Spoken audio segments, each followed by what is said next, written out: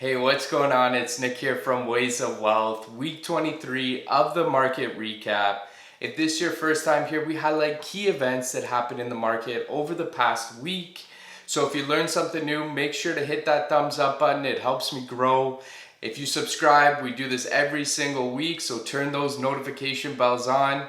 This week we have a great episode. We're going to try and keep it short and sweet. We're going to be talking about the battle of the billionaires. Jeff Bezos versus Elon Musk, a little bit of controversy this week. And we're going to wrap it up. We're going to be talking about unemployment numbers for the month of May. They came out on Friday and they were way better than expected.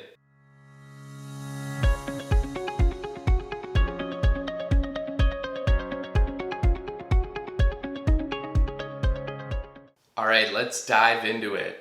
Elon Musk was back at it again. Damn, Daniel. He stated this week that Amazon is a monopoly and they should be shut down. Why? Because there was a book that was released this week about COVID and it was censored by Amazon. Now, it was written by a gentleman by the name of Alex Berenson, and he is well known to be a critic of the pandemic. What he states is the fatality rate among the younger generations aren't what we thought they were going to be. So Amazon has gone and censored this material, and the defense of Alex and of Elon is that all the information in the book is factual. It's based on statistics that are available to everybody, and the fact that he has never been a naysayer, he has never went to refute the fact that it doesn't exist. He's just saying that it's not what we thought it was. Now it all seems to be cleared up. Amazon has come out and stated that they removed it by accident, and Elon has since removed the tweet. But this isn't the first time the two billionaires have feuded, and we'll bring up the long history of the battle of the billionaires. The base of the story starts in 2004. Jeff Bezos with Blue Origin, Elon Musk with SpaceX, two guys looking for the same goal of colonizing Mars.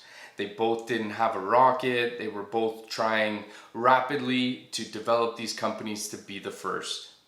It was only up until 9 years later in 2013 when the feud started happening. And it all stems from the NASA launch pad. It originally was decommissioned by NASA in 2011. But in 2013, Elon stepped to the forefront and said we could use this launch pad for our company, SpaceX. Once Jeff got word of that, he actually filed that his company, Blue Origin, should also have access to that land. And SpaceX ended up losing, and they both ended up with no portion of it. And this wasn't the last time that the two billionaires were going down each other's neck in 2013. It was a patent war, which was the next time these two would cross paths.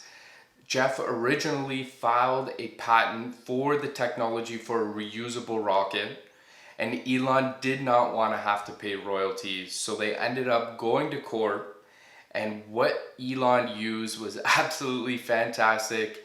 He showed an old sci-fi movie that showed a rocket landing on a boat in the middle of the ocean, and he won the battle. Jeff was unable to file for that patent, and that technology is for use for everybody. Since then, these two have taken a few jabs at each other on the Twitter sphere, but this last week's event was the first time in a while these two went at it. And moving on to more positive news, we capped off another great week on the markets. And this was highlighted by employment figures that came out on Friday, and they surprised many people both in the US and in Canada. Analysts in the US had originally predicted another loss of over 8 million jobs, but people were surprised and happy to find out that we actually added 2.5 million jobs in the month of May. And this was great news because if we had suffered anything around the amount that the analysts were predicting, that would have set us on par, if not worse, than what we experienced in the Great Depression. So what was originally supposed to be like 18 or 19% unemployment rate, we actually ended up with 13.3, so that is great news.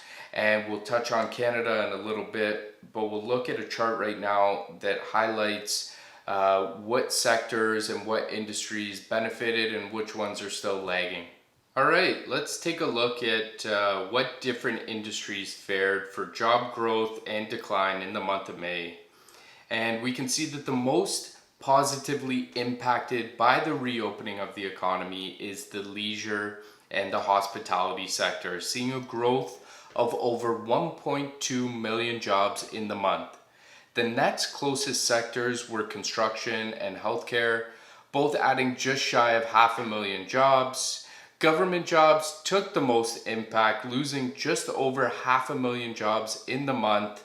And without taxpayers' money to fund these jobs, this could be an ongoing trend. I stumbled across another chart from CNBC, and I want to just show you guys to see how things can sometimes be misleading. And this report dates back to 2015, and it gives you month over month job loss or job gain. So when we take a look, we can see that the figures are pretty stable. You know, there's a steady trend from the beginning in 2015 all the way up until the month of April when we saw the mass unemployment. It then drops all the way down to that drastic figure of over minus 20 million unemployed. But then all of a sudden, month over month, you see it shoot up, and it actually looks like it gained 22.5 million jobs over the month, and everything is back on track. But we know this is not the case, as they only added 2.5.